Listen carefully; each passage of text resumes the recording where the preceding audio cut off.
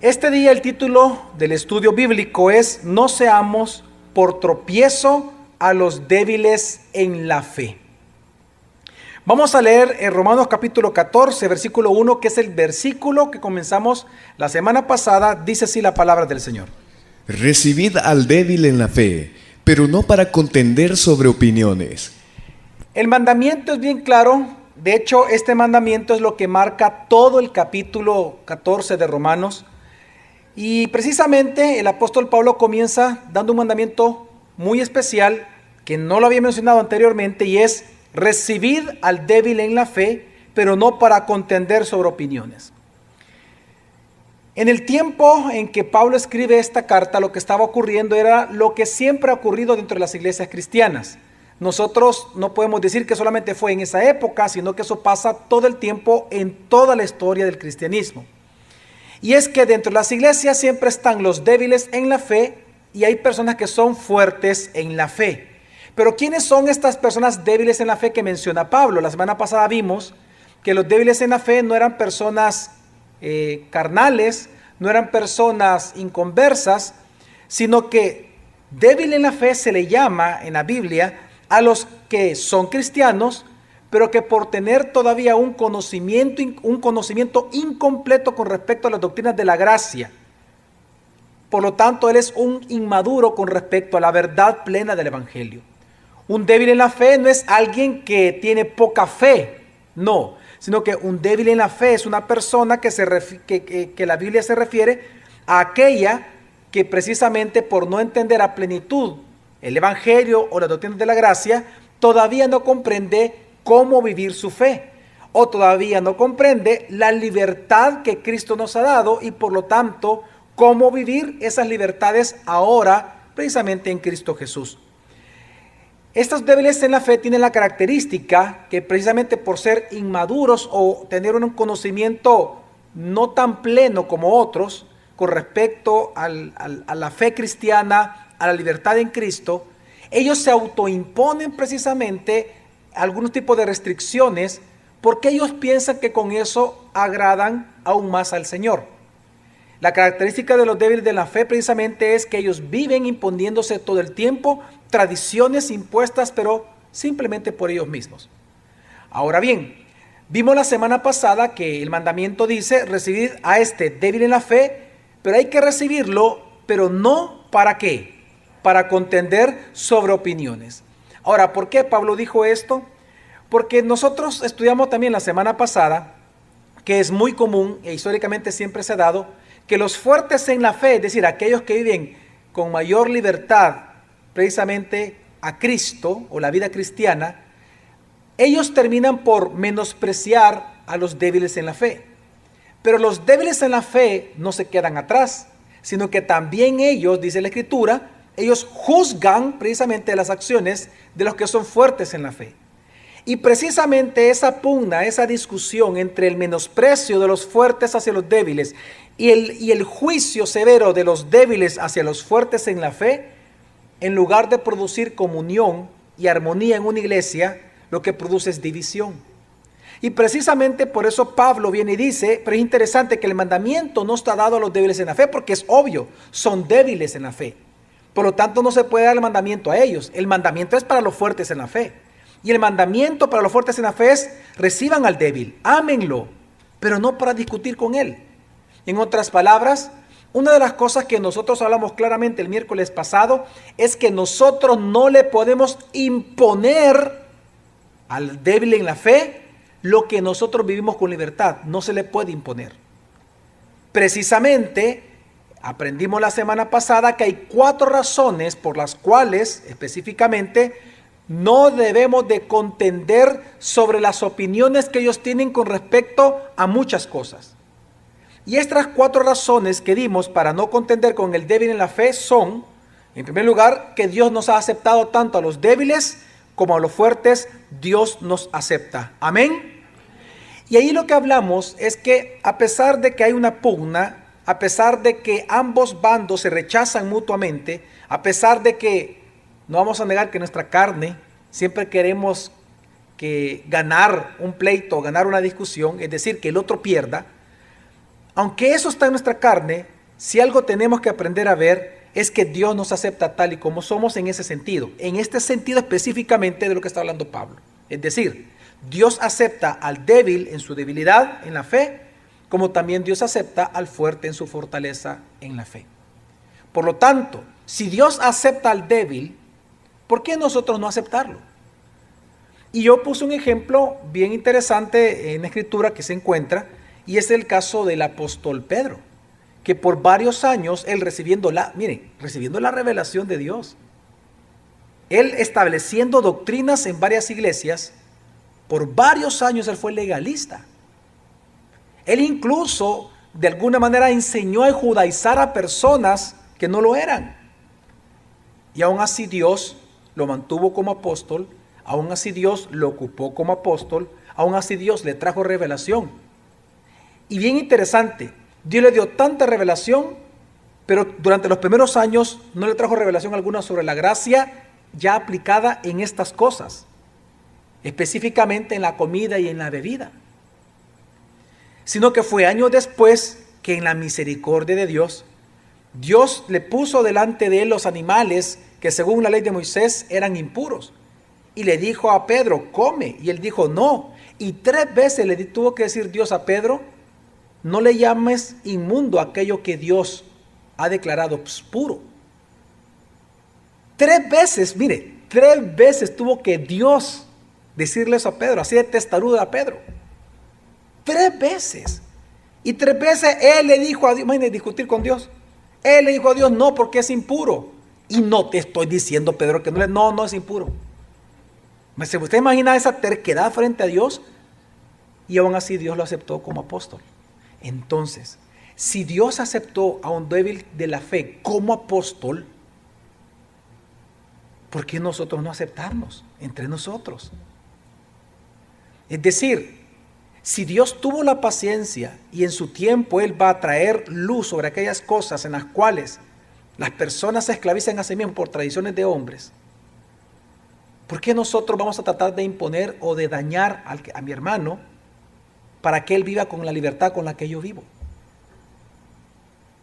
La segunda razón por la cual nosotros no debemos de contender con ellos, y lo hablamos la semana pasada también, es que Dios nos mantiene de pie a cada uno de nosotros. Es decir, no porque yo le obligue a alguien o porque intente que el otro viva con mayor libertad como yo vivo, es que él va a permanecer de pie.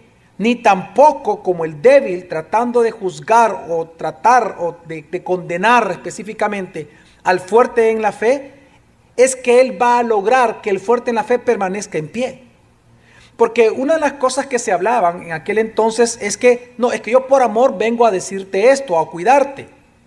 Pero realmente es lo que Dios demuestra, lo que Dios dijo, que la razón por la cual en aquellas cosas en que la Biblia no es explícita, específicamente si es algo bueno o malo, en esas cosas nosotros no podemos asumir de que hacerlo o no hacerlo nos va a hacer más o menos espirituales. Y por lo tanto lo que Dios estableció es, tengan entendido que la razón por la cual no tienen que discutir es porque yo soy el que los mantengo en pie a cada uno de ustedes, no ustedes entre ustedes. Y ese es un punto muy válido. Precisamente por eso es que nosotros cuando discutimos, si se da cuenta, cada vez que discutimos lo que queremos es justicia. Lo que Dios está diciendo es, tú no vas a lograr que él esté de pie, ni porque lo vuelvas legalista, ni porque lo vuelvas una persona libre de sus tradiciones personales, no significa que él va a mantenerse de pie. Si él se mantiene de pie siendo legalista o siendo libre, es porque yo soy Dios. Es lo que Dios está hablando de alguna manera, estoy hablando figurativamente con respecto a este texto. En tercer lugar, vimos la semana pasada que la tercera razón por la cual no debemos de discutir con los débiles en la fe es porque un solo Señor tenemos. Por lo tanto, tanto los fuertes en la fe como los débiles en la fe hacen las cosas para agradar al mismo Dios. Por lo tanto, entonces, ¿por qué discutir? Es decir, el débil en la fe no come carne sacrificada a ídolos para agradar al Señor. Y el que es fuerte en la fe come carne sacrificada a ídolos después de dar gracias al Señor por agradarlo a Él. Entonces, si ambos lo hacen por agradar a Dios, ¿dónde está el problema? ¿Cuál es el problema? Y la cuarta razón por la cual nosotros no hemos de discutir es porque al final de cuentas Dios nos va a juzgar a cada uno de nosotros. Dios no solamente va a juzgar a mi hermano, a mí me va a juzgar. Por lo tanto, yo debo de cuidar también cómo está mi fe. Y debo de enfocarme específicamente en cómo está mi vida delante de la faz de Dios. Entonces, por eso es que luego de todo esto, hoy llegamos entonces al versículo 13. En el versículo 13, Romanos 14, entonces, después de explicar todo esto, Pablo, que le acabo de mencionar, viene a dar otro mandamiento. Y él dice lo siguiente. Por tanto, ya no nos juzguemos los unos a los otros. Antes bien, juzgad esto. Ya no nos juzguemos más los unos a los otros. ¿A qué se refiere esta frase? Bueno, al juicio que surge entre creyentes por cosas que los otros hacen, pero que en sí mismas no son pecaminosas, sino que son cuestiones de conciencia personal o de preferencia personal. Miren, una de las cosas que no podemos olvidar, que es importante para entender todo Romanos 14, es que todas las discusiones que habla Romanos 14 que causan división se refiere a cosas en que en la Biblia no son claras. Por ejemplo, ¿qué tan fuerte se debe de pintar una mujer? Bueno, la respuesta que le da a una persona sería, ¿qué tan fuerte es fuerte? Es decir, una persona, un hombre que tiene el pelo largo, ¿qué tan largo es largo? ¿Una mujer debe usar pantalón o debe usar falda? ¿Debe usar mantelina o no debe usar mantelina? Que son cosas que pasan en nuestro país. ¿Debe de rasurarse? ¿No debe de rasurarse? Los hombres pueden usar pantalones o no pueden, perdón, shorts o no deben usar shorts. Que eso pasa aquí en el país. Es decir, hay tantas cosas que nosotros hacemos en el día a día que no está reflejado en la Escritura.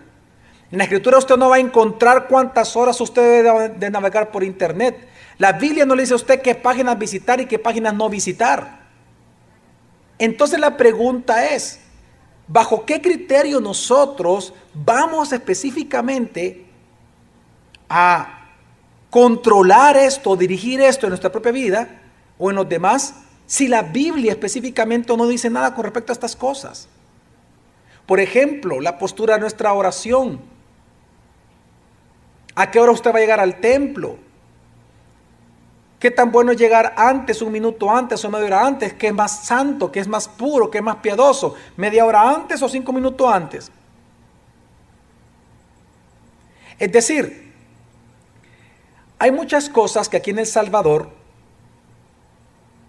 tenemos nosotros por cliché. Cuando alguien, por ejemplo, es confrontado con la palabra de Dios.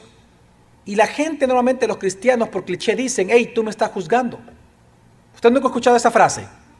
Aquí en El Salvador es muy común que cuando usted viene, oiga esto, y va a confrontar a una persona por un pecado real, es decir, que la Biblia define como pecado explícitamente, lamentablemente hay una frase que es un cliché ahora que es, hey, tú me estás juzgando.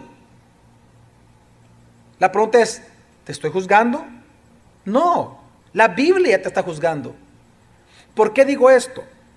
Porque hay que aprender a separar lo que está hablando aquí Romanos 14. Romanos 14 no está hablando de aquellos juicios que sí hacemos los cristianos cuando un hermano está pecando de manera explícita según la palabra de Dios. Cuando un hermano está pecando de manera explícita, nosotros que somos guardadores de nuestros hermanos, vamos y como dice la Escritura, sí tenemos que amonestarlo, pero con espíritu de ¿qué? De mansedumbre. Pero tenemos que amonestarlo. Tenemos que restaurarlo, tenemos que confrontarlo, tenemos que hacerle ver su pecado, amén, pero no debemos de condenarlo. Es la diferencia. Nosotros los cristianos sí nos debemos de juzgar entre cristianos en el sentido de que tenemos que cuidarnos en aquellas cosas en que la Biblia sí dice que es pecado hacerlas o que no deberíamos de hacer otras cosas. Precisamente en estos mandamientos o en estas restricciones sí tenemos que ayudarnos como cristianos Para eso Dios nos congrega también. Pero en aquellas cosas en donde, como ya mencioné, no son puntos claros en la Biblia, sino que son áreas grises, en donde la Biblia no dice nada o muy poco, no podemos juzgar. Ese es el punto. En eso ya no podemos decir nada. Yo no le puedo decir a la hermana, por ejemplo, hermana, mire, muy pintado usted vino. ¿Qué tan fuerte es la pintura? Debería ser. No sé. ¿Quién soy yo para decir qué fuerte o qué suave? No, es que su pintura es roja. Yo le preguntaría, bueno, pero ¿qué tan rojo debe ser entonces el rojo que una mujer debe de usar? ¿Me voy a explicar a mi familia? En esas cosas no nos podemos juzgar. No podemos. Es más, no debemos. Podemos, pero no debemos. Entonces, de eso es lo que está hablando Pablo acá en Romanos 14. Pablo lo que está hablando es de que no debemos de juzgarnos en cosas que en sí mismas no son pecaminosas. Y por lo tanto no debemos de condenarnos por esas prácticas. Porque al final de cuentas, si la Biblia no dice nada, entonces el criterio ya queda a nivel personal. Es decir, si para mí lo que hace la persona es pecado, pero para mí lo es, pero para ella no lo es, porque la Biblia no lo dice. ¿Me voy a explicar, familia? Entonces, si para mí es pecado y para él no lo es, ¿para qué discutir? ¿Para qué lo voy a juzgar? O si para mí no es pecado hacer algo que la Biblia no lo dice, si es pecado, ¿por qué voy a criticar al otro? ¿Por qué lo voy a juzgar? Precisamente por este tipo de casos que se da en todas las iglesias. En todas. Por ejemplo, uno de los grupos de personas que son más, digamos, sí, más juzgados en esta palabra que es muy fuerte en la Biblia, que son muy juzgados, por ejemplo, dentro de las iglesias, son, por ejemplo, los hijos de los pastores. Eso lo va a ver en todas las iglesias. Porque la gente espera perfección en ellos.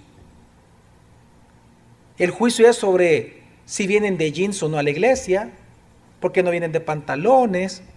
Si de repente un hijo de uno de los pastores aparece corriendo por aquí, van a decir, uy, a él no lo disciplinan. Por ejemplo, en el caso de las mujeres, es el grupo más atacado y más juzgado en una iglesia, las mujeres, por las modas, por las formas de hablar, hasta por el trabajo. Es decir, hay muchas cosas que suceden en las iglesias que por eso este mandamiento es importante. ¿Cuál? Como dice la palabra de Dios, por tanto, es decir, por estas 4 razones que hablamos la semana pasada, por tanto, ¿qué dice? Ya no nos juzguemos, ¿qué? Los unos a los otros. Entonces, ¿pero qué dice después el versículo? Antes bien que ¿qué? Juzgad esto. Y este es el punto. Aquí la palabra juicio es interesante porque es diferente uso a la primera. Aquí cuando dice juzgad esto es decidan esto ustedes. Es decir, ocupen un buen juicio. No tengan un mal juicio, sino que ocupen su buen juicio para esto. Es decir, es interesante para ya ponerlo en contexto todo esto y comenzar a hablar de los puntos que quiero hablar específicamente. Es interesante que el versículo dice, por tanto, es decir, en consecuencia a las 4 razones que Dios nos da para no discutir entre nosotros, Dios nos da un mandamiento. ¿Y cuál es el mandamiento? Ya no nos juzguemos los unos a los otros. Más bien, en lugar de juzgarnos mutuamente, mejor ocupemos nuestro juicio, nuestro buen juicio, para algo más. ¿Para qué? Y ahora viene Pablo a describir precisamente 6 mandatos, de los cuales hoy veremos 3 nada más. Es decir, porque existe un mandamiento de que no nos juzguemos ya, ahora entonces tenemos que ocupar nuestro juicio, ya no para juzgar cosas personales, que la Biblia no dice si son pecado o no, por lo tanto hay libertad de conciencia en cada uno, hacerlas o no. Entonces, en lugar de ocupar nuestro juicio para juzgar, ocupemos nuestro juicio para 6 cosas. 6 cosas que Dios nos pide. 6 mandamientos que vienen. ¿Cuáles son estos 6 mandamientos? El primero de ellos que vamos a ver esta noche es no poner tropiezo o ocasión de caer al hermano. Vamos a leer una vez más el versículo 13, por favor. Dice: Por tanto, sí, ya no nos juzguemos los unos a los otros, antes bien, juzgad esto, que nadie ponga tropiezo u ocasión de caer al hermano. entonces es interesante que dice: por tanto, ya no nos juzguemos los unos a los otros. Antes bien, en lugar de enjuiciarnos de esta manera, mejor ocupemos el juicio sobre nosotros mismos. ¿Para qué? Para que nadie ponga tropiezo o ocasión de caer. ¿A quién? Al hermano. Primer mandamiento que ahora de estos 6 que viene a hablar el apóstol Pablo. ¿A qué se refiere Pablo con esto? Bueno, a que nosotros los cristianos, los fuertes en la fe, no debemos de hacer uso de nuestras libertades cristianas, si por hacerlo vamos a terminar dañando la fe de los débiles. Punto. No lo usemos. Cada uno de nosotros, los cristianos, tiene el derecho de usar las libertades cristianas que Cristo nos ha dado para nosotros. Pero el hecho de que tengamos el derecho de usarlas no significa que estemos obligados a hacerlo. Una vez más, se lo voy a explicar de esta manera. La Biblia afirma que usted y yo fuimos libres del poder del pecado a causa de la victoria de Jesús sobre la cruz del Calvario. Amén. Amén. No solamente fuimos perdonados, sino que somos libres del poder del pecado. Amén. Es decir, ya no somos esclavos del mismo. Pero Cristo no solamente nos libertó de ello, del pecado, de la esclavitud, sino que también Cristo nos hizo libres de las obligaciones que habían en la ley de Moisés, tanto ceremoniales como civiles. Ya somos libres de hacer eso. Por lo tanto, hoy nosotros ya no estamos obligados a cumplir esas reglamentaciones que aparecían, por ejemplo, con respecto a los alimentos o a las bebidas o al ropaje o a las modas. Por ejemplo, para que tengamos una idea, en la ley de Moisés se dice precisamente de que, dice, no comerás carne con corderito, carne, ¿verdad? Con su leche. Por eso es que los judíos al día de ahora no pueden comer hamburguesas tipo McDonald's. Y si las comen no le ponen queso. ¿Por qué no puedes comer carne con su leche? No pueden comer carne de res con queso. Usted nunca va a ver hasta el día de ahora un judío comiendo carne con queso a la par. ¿Cuál petacones? Nada, no pueden. Mientras comen carne no pueden. Porque eso dice la ley.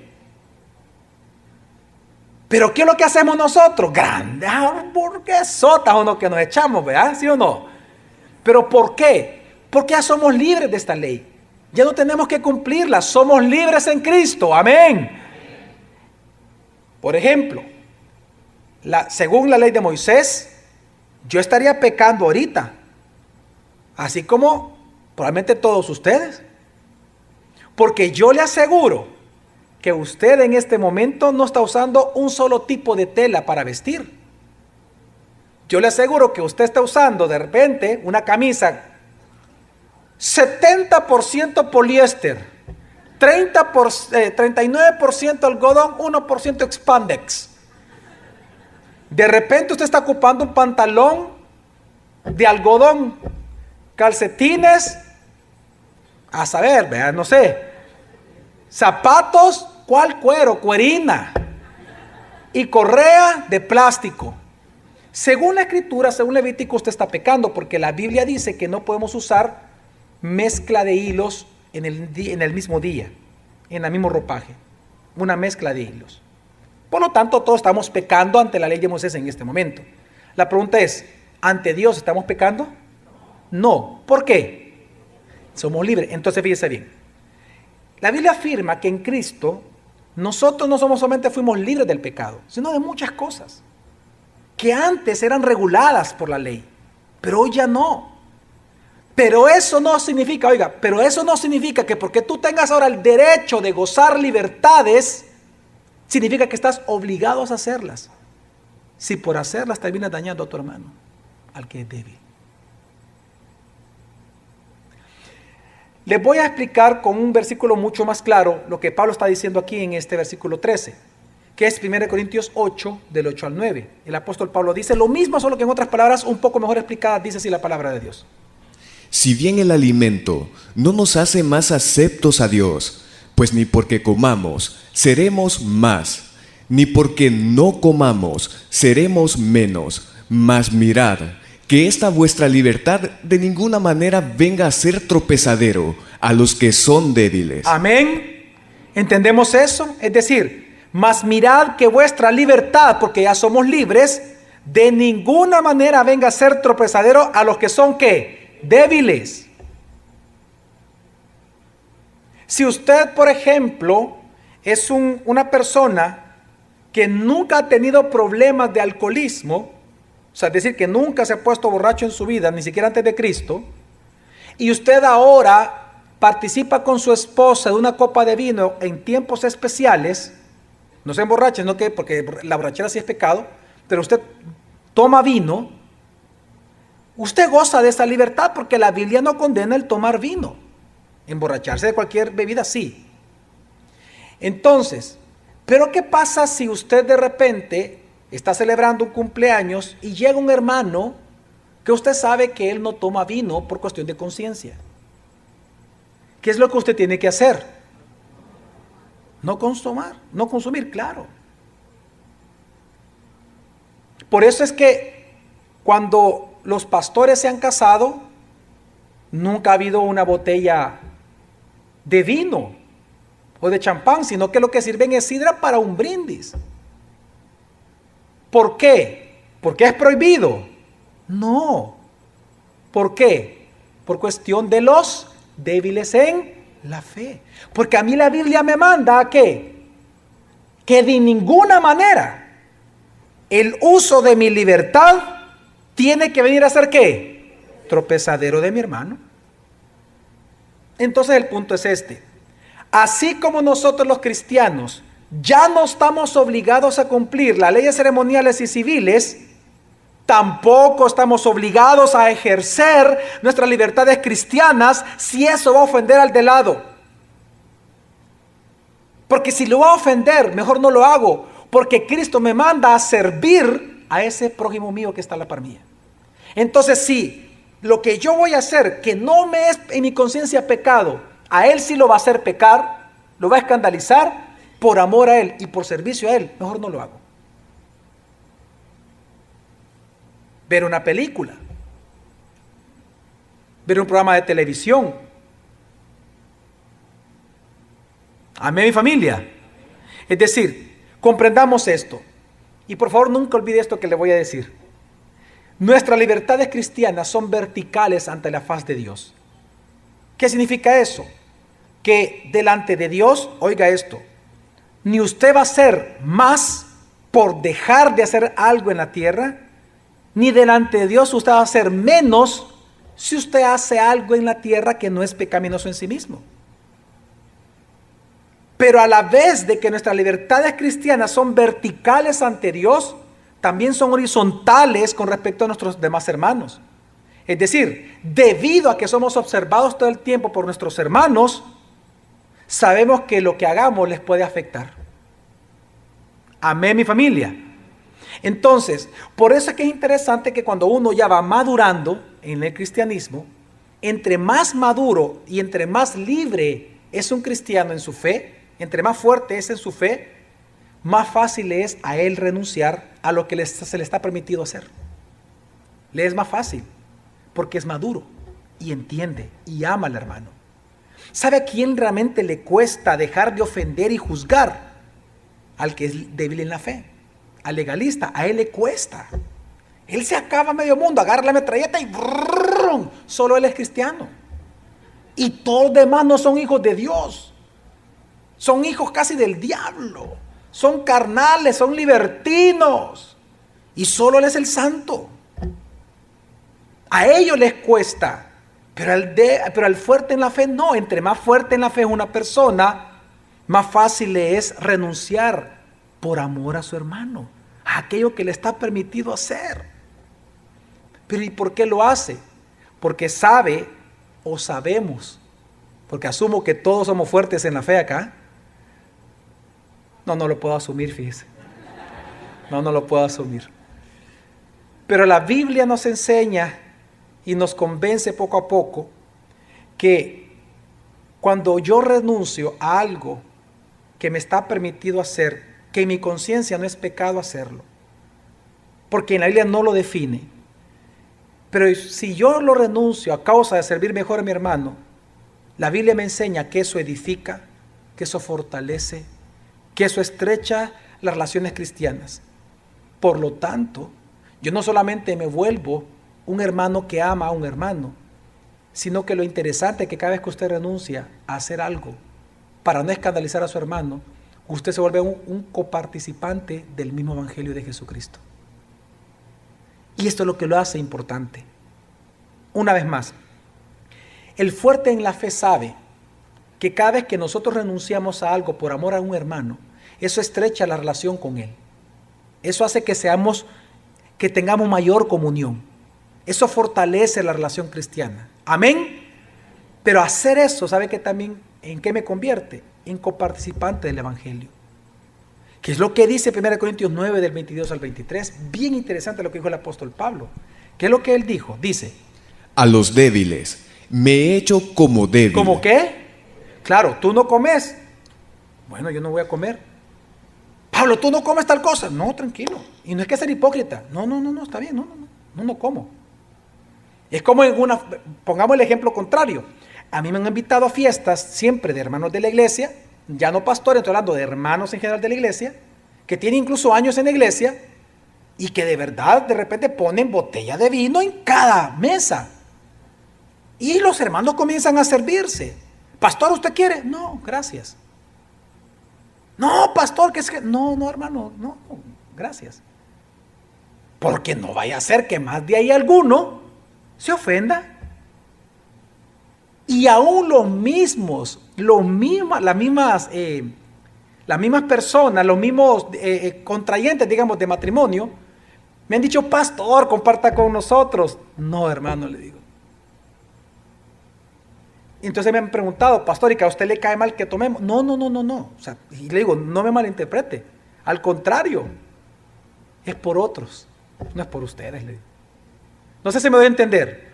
Ahora, eso en que nos convierte, una vez más dice: a los débiles me he hecho como débil para ganar a los débiles. A todos me he hecho todo para que de todos modos salve a algunos. Y esto hago por causa del evangelio, para hacerme copartícipe de él. ¿Entiende usted? ¿Para hacerme qué? Es que ¿sabe qué está diciendo Pablo? Que usar egoístamente nuestras libertades cristianas es un estorbo al evangelio de Cristo que predicamos. Ese es el punto. Y renunciar a ellas nos convierte en socios estratégicos del mismo evangelio. Porque la palabra copartícipe es socio, de sociedad. Cada vez que usted renuncia a algo que para usted no es pecaminoso, porque la Biblia no lo habla, y lo aclaro siempre, pero usted no lo hace por amor a un hermano, usted se vuelve copartícipe del evangelio, es decir, usted no escandaliza a su hermano por amor.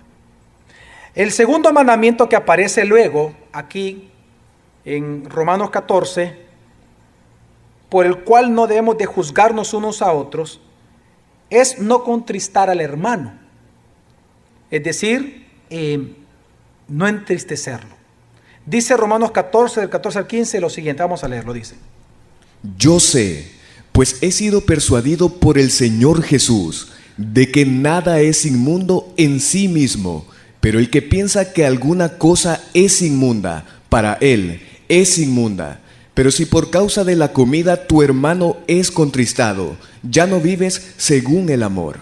Dice: pero por si causa de la comida tu hermano es contristado, ya no vive según el ¿qué? El amor. Es decir, lamentablemente algunos cristianos, por su mismo egoísmo, ellos ejercen su derecho de usar sus libertades cristianas sin importarles si eso contrista o no al hermano. Contristar significa entristecer. El problema es que esta tristeza, ¿sabe qué implica? Que el hermano que se puso triste por verlo hacer a usted una cosa que para él es pecado, significa que a usted, ese hermano, lo admiraba. Y por eso usted lo dañó, porque lo admiraba a usted. Es decir, por eso es que el apóstol Pablo, por eso es que aquí la Biblia habla de que nosotros podemos contristar a nuestros hermanos, no solamente por vista, es decir, no solamente porque nos vean hacer algo que para ellos es escandaloso, sino que, aunque no es pecaminoso, sino que también podemos contristarlo cuando nosotros, en son de burla o en son de que él avance en su vida espiritual, lo obligamos a que él haga con nosotros aquello que no es pecaminoso para nosotros, pero sí para él. Y cuando él viene entonces a practicar eso, como su conciencia le dice, la regaste, fallaste, automáticamente él se entristece con usted por haberlo cintado a eso. Pero eso es un gran pecado ante Dios, porque cuando usted contrista a un hermano por el uso de sus libertades, significa que ese hermano a usted lo admiraba mucho. Y por eso la Biblia dice, ay de aquel por quien venga el tropiezo a uno de estos pequeños. Ay de aquel. Mire, ¿sabe por qué esto es gravísimo pecado? Porque cuando yo uso mis libertades de manera egoísta, sin importar si a los demás los entristezco o no por practicar eso, yo al final lo que estoy demostrando es que no les amo. Por eso dice el versículo 15, pero por si causa de la comida tu hermano es contristado, ya no vives ¿qué? Ya no vives según el amor. ¿Por qué ya no vives según el amor? Porque resulta que 1 Corintios 13 dice que el amor no busca lo suyo. Entonces cuando yo practico por egoísta una libertad que tengo derecho, pero con eso contristo a mi hermano, y lo hago con intención, o sea, no me importa lo que él pueda sentir, entonces yo ya no vivo con amor, estoy viviendo con egoísmo. Mire, y esto que Pablo incluso sabía que había muchas cosas que sí se nos permiten a nosotros comer y beber y que no es pecaminoso. Porque si leemos los dos versículos, antes de decir lo que dijo en el 15, ¿qué es lo que dijo en el 14? Yo sé, pues, que ¿qué? He sido persuadido por el Señor Jesús, al igual que Pedro. Él también fue persuadido por el Señor Jesús, ¿de qué? De que nada es inmundo en sí mismo, pero el que piensa, aún así, es decir, aunque yo ya sé que hay muchas cosas que no son inmundas, pero aún así, aunque yo ya lo sé, si alguno piensa que alguna cosa es inmunda, para él sí que es. Es decir, ¿sabe lo que está diciendo Pablo? Que aunque a nosotros hoy se nos permite comer y hacer cosas que no son en sí mismas pecaminosas, porque no está claro en la Biblia, eso no significa entonces que yo las puedo hacer sin importar el corazón de mi hermano. Porque si para él lo que yo hago es inmundo, si yo lo llevo a él a hacerlo, él va a ¿qué? Delante de Dios, a pecar por cuestión de conciencia, aunque yo no lo hago. Y si yo lo llevo a pecar, ¿quién está pecando? Yo. Es decir, lo que está diciendo aquí la Escritura es algo bien interesante. Por ejemplo, Jesús afirmó, por decirlo, en Marcos 7:15, Jesús afirmó que nada externo al hombre lo puede contaminar, sino que solo lo que sale de su propio corazón. No es comida ni bebida lo que a usted lo pueda contaminar, es lo que ya hay en su corazón. En 1 Timoteo capítulo 3 versículo 5 se nos dice que todos los alimentos fueron creados por Dios para que por acción de gracias de los creyentes, los puros participen de ello. Tito 1:15 dice que todas las cosas son puros ¿para quiénes? Para los puros. Entonces, Pablo está diciendo que él sabe esto, que él fue persuadido por el Señor Jesús. Claro, acuérdense que él fue judío. Él tuvo que ser persuadido también por Jesús para él poder dejar tradiciones humanas y practicar con mayor libertad a Cristo. Pero aunque él ya estaba convencido de que muchas cosas para él no eran pecado, él entendía que para los demás sí era pecado. Entonces, si él los llevaba a practicar esas cosas que no son pecaminosas en sí mismas, los demás, en el momento que las hicieran, su conciencia le iba a recriminar.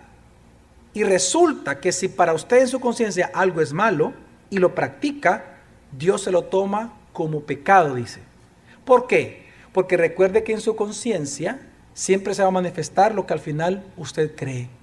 Y el justo vive por lo que cree, por la fe. Y Pablo dijo, todo lo que no proviene de la fe es pecado. Por eso es que la conciencia es determinante en la vida de un cristiano. Por ejemplo, si para usted en su conciencia fumar es pecado, si el día que usted fume, usted va a pecar, Dios se lo cuenta como pecado. Porque en su conciencia, para usted, eso es inmundo. Entonces, si fuma, usted peca. Aunque la Biblia no le llama a eso pecado en sí mismo, porque también es un área gris.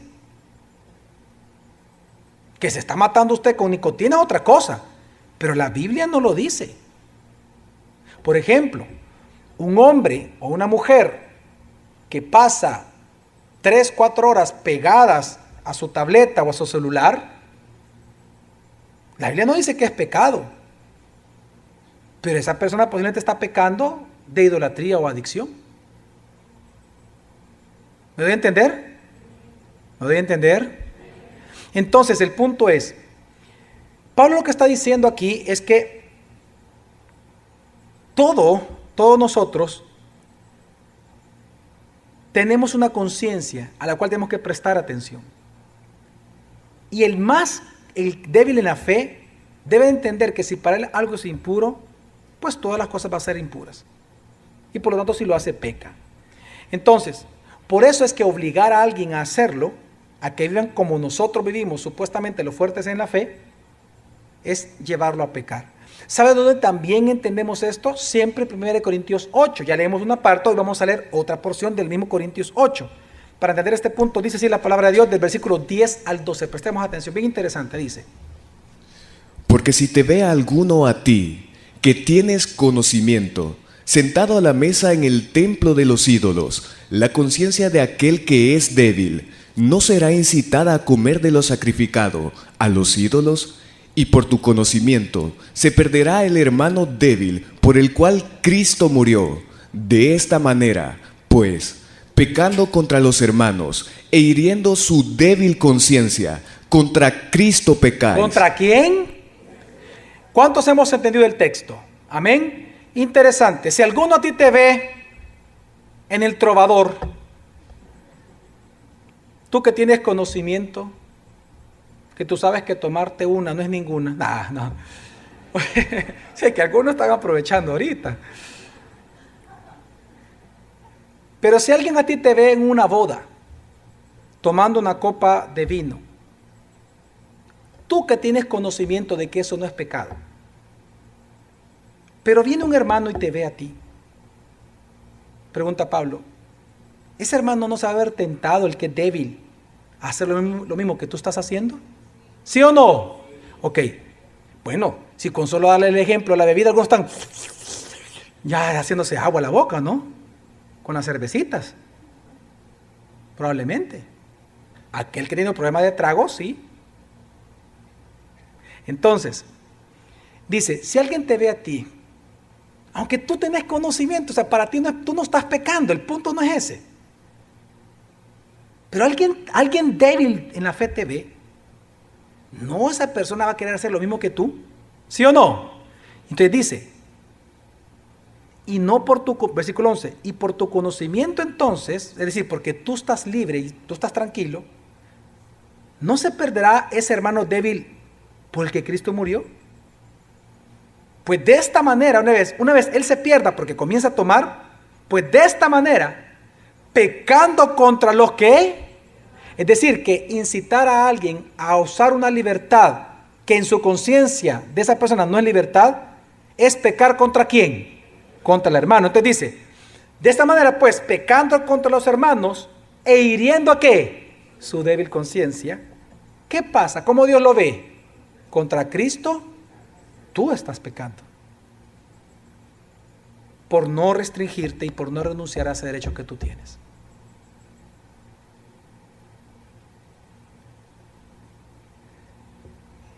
Y es que es interesante porque lo que está diciendo aquí la Biblia es específicamente el contristar, el incitar, el llevar. Una persona, por ejemplo, que ha sido adicta al trago, a una mujer que cuando escucha de repente música salsa, se acuerda de las locuras que hacía. Todas estas cosas, si de repente usted sabe que ella tiene ese problema, usted no va a poner salsa en su carro. Usted no va a poner salsa en un evento. Es decir, si usted, por ejemplo, escucha música clásica, pero si al hermano que lo acompaña a usted, él solo escucha música cristiana porque lo demás en su conciencia le es de Satanás, usted no vaya a venir a poner música clásica, hombre. Me voy a entender, porque al final usted está pecando contra Cristo. Y esto lleva al final del versículo 15, precisamente al tercer mandamiento, y es: no arruines la vida de tu hermano. ¡Wow! Y es una palabra más fuerte. Dice versículo 15, parte B, lo siguiente: no arruinéis con tu comida a aquel por quien el Mesías murió. Simplemente no arruines con tu comida a aquel por quien el Mesías murió. Arruinar significa destruir. Y esta palabra es bien fuerte, la más fuerte de las tres que venimos analizando, porque precisamente se refiere al acto de hacer un daño espiritual irreparable al nivel de la fe de alguien. Es que una cosa es contristar a alguien y otra cosa es destruirlo. Otra cosa es arruinarlo. Ahora, claramente no está hablando de que pierde la salvación, está hablando de alguien que la ofensa delante de él ha sido tan grave que se va a ir de su círculo de amistad, que ya nunca más va a volver a hablar con usted, jamás. Y probablemente se va a ir de la iglesia a buscar una en la cual él se sienta tranquilo con su legalismo, cuando tuvo la oportunidad de escuchar la gracia, pero por su testimonio ya no la puede volver a escuchar.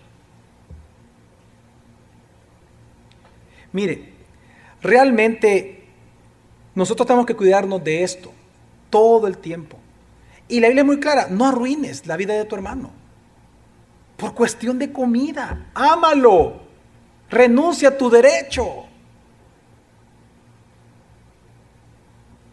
Es interesante porque este grado de egoísmo que encontramos acá solo implica algo. Es decir, si usted al final va a vivir como usted quiera, usando sus libertades cristianas, oiga esto, sin pecar, supuestamente, si usted siente que está haciendo uso de libertades cristianas sin pecar, pero resulta que usted lo hace sin importar el corazón de los demás, quiero que entienda que esa libertad cristiana ya se volvió esclavitud para usted y cayó otra vez en pecado. ¿Cómo así, pastor? 1 Corintios 6:12 dice algo muy claro para todos aquellos que somos fuertes en la fe, supuestamente. Dice la Escritura: todas las cosas me son lícitas, pero no todas convienen. Todas las cosas me son lícitas, pero yo no me dejaré dominar por ninguna de ellas. Ese es el punto, pero yo no me dejaré, ¿qué? Y esa palabra es esclavitud. ¿Sabe qué está diciendo Pablo? Que cuando nosotros ocupamos egoístamente nuestras libertades cristianas, estas terminarán dominándonos y vendremos a ser esclavos de ellas, perdiendo entonces así nuestra libertad. Usar una libertad de manera egoísta, sin importar el corazón de los hermanos, es que yo venga a ser dominado por esa supuesta libertad. Usted tiene derecho a usar su celular, ¿sí o no? ¿Sí o no? ¿Sí o no? Pero si salen a comer con su familia, ¿es justo que usted pase viendo el celular y que prefiera estarse comunicando y chateando con los que no está viendo en lugar de aquellos que están frente a usted que sí los puede ver. ¿Es justo?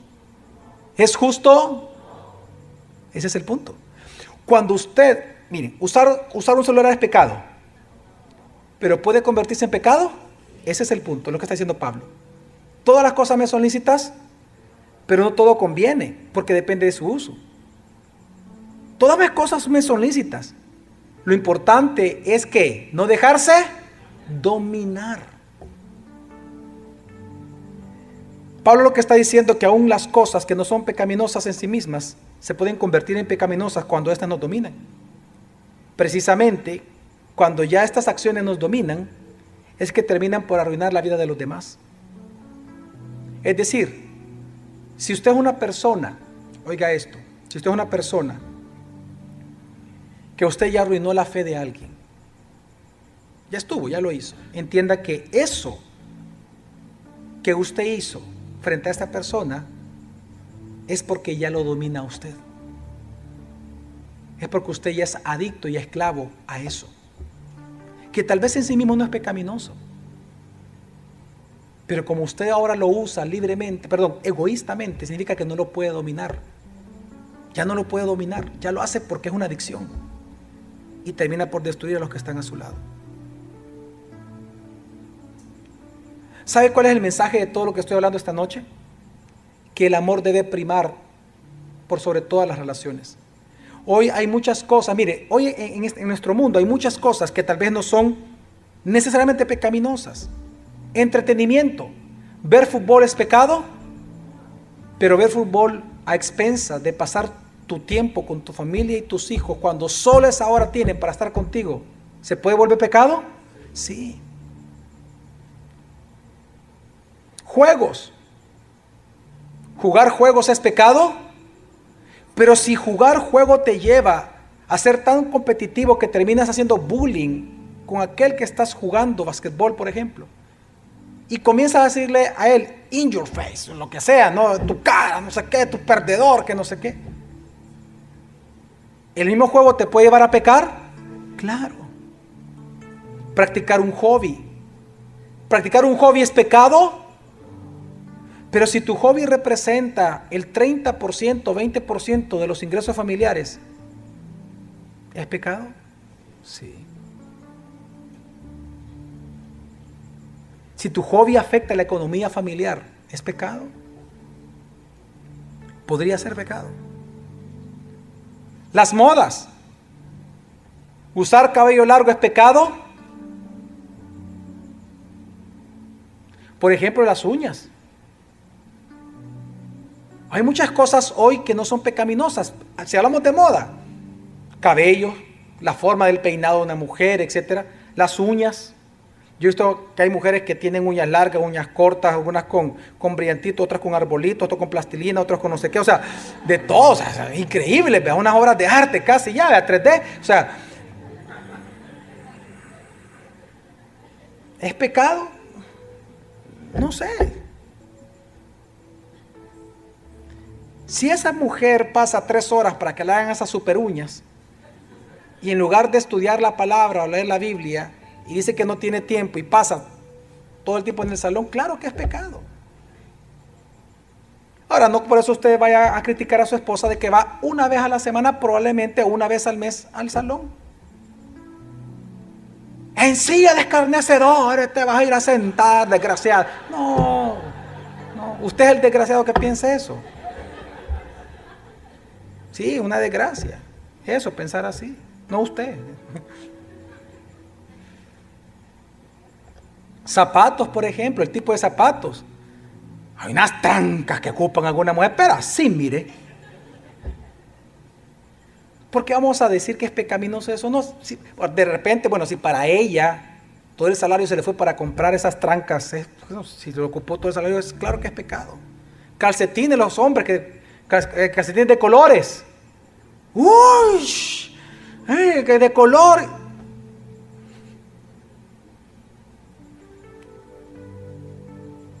Las tecnologías, las conversaciones. Hay muchas cosas que en el día a día no son pecaminosas, pero se pueden volver ¿qué? Pecaminosas. Cuando estas cosas nos dominan y no podemos renunciar a ellas para servir mejor a los demás, eso ya no es amor, es esclavitud, es egoísmo. Pero si usted no está dispuesto a renunciar por los demás a esto, usted, aparte que es egoísta, entienda que usted ya está esclavizado por esa supuesta libertad que pudiera gozar. Amén. Así que quiero que entienda que en el uso de las libertades cristianas no se trata de vivir para los demás, porque también tenemos que evitar, y quiero concluir con esto, tenemos que evitar creer esto. No se trata de que usted y yo vamos a vivir para los demás, no se trata de eso. Ni tampoco de que vamos a someter nuestra voluntad a la conciencia del hermano, no se trata tampoco de eso. Usted debe de servirle ¿a quién? A Cristo. Y usted debe de agradar ¿a quién? A Cristo. Sino que lo que se trata es que si yo sé, en base a la palabra que hemos visto esta noche y la anterior, que restringir mis libertades es agradar a Cristo, entonces ¿qué tenemos que hacer los fuertes en la fe? Restringirlas por amor a los débiles. Amén, mi familia. Y no decir, pues me voy a ir a tomar. No, porque el que piensa así es porque quiere abusar de la gracia. Amén, mi familia. Juan 17, versículo 19 termina. Quiero terminar este sermón con este versículo bien interesante. Dice: y por ellos yo me santifico a mí mismo, para que también ellos sean santificados ¿en qué? En la verdad. Hermanos, cuando Jesús hace su oración sacerdotal por todos nosotros al Padre, Él le dice: y por ellos yo me santifico a mí mismo. ¿Sabe qué está diciendo Jesús aquí? Él era santo, Él nunca pecó. ¿Sabe qué está diciendo? Jesús da la posibilidad, con esta frase, nos da en el entendimiento, nos hace entender que Él tenía la posibilidad de hacer cosas que no eran pecaminosas para Él hacerlas, pero que nunca las hizo frente a sus discípulos, por no escandalizarlos. Por causa de ellos, yo me santifico. Por causa de ellos, yo ya no hago aquello que no es pecado para mí y mi conciencia, pero no lo voy a hacer por la conciencia de ellos. ¿Me voy a entender, mi familia? Yo espero que esa sea la actitud de todos nosotros. La actitud que Pablo está diciendo es que en este punto no se trata de que si tenemos que usar o no nuestras libertades. ¿Sabe de qué trata toda la prédica? De que si debemos de usarlas o no, si esto va a terminar dañando a nuestro hermano. Si porque tú practiques algo, a los débiles vas a dañar y se va a dividir la iglesia, se va a dividir tu hermano contigo y a la vez vas a pecar contra Dios, entonces ¿para qué usar esa libertad? Amén. Las novelas. Hay un tipo de novelas, por ejemplo, que no son escandalosas, pero ¿para qué verlas? Si eso va a ofender a una hermana, a un hermano suyo. Mire, hay tantas cosas, usted no tiene idea de cuántas cosas, bueno, creo que sí, tantas cosas que la gente cree en sí mismos. Si usted se entera de algo, frente a esas personas no puede. Ahora, y lo digo claramente, eso no es hipocresía. Porque si usted está, por ejemplo, si usted está con su esposa y para usted y su esposa no hay problema con tomar una copa de vino, ¿por qué usted tiene que sentirse mal por eso si para usted en su conciencia no hay problema? Pero si frente a las personas es un problema, no lo va a hacer. Y eso no es hipocresía. Pablo está enfatizando que eso es amor. Porque usted lo hace no por usted, lo hace por ellos. Y por ser copartícipe del evangelio que usted les predica a ellos. Como maduro en la fe que supuestamente usted es. Amén. Vamos entonces ahora.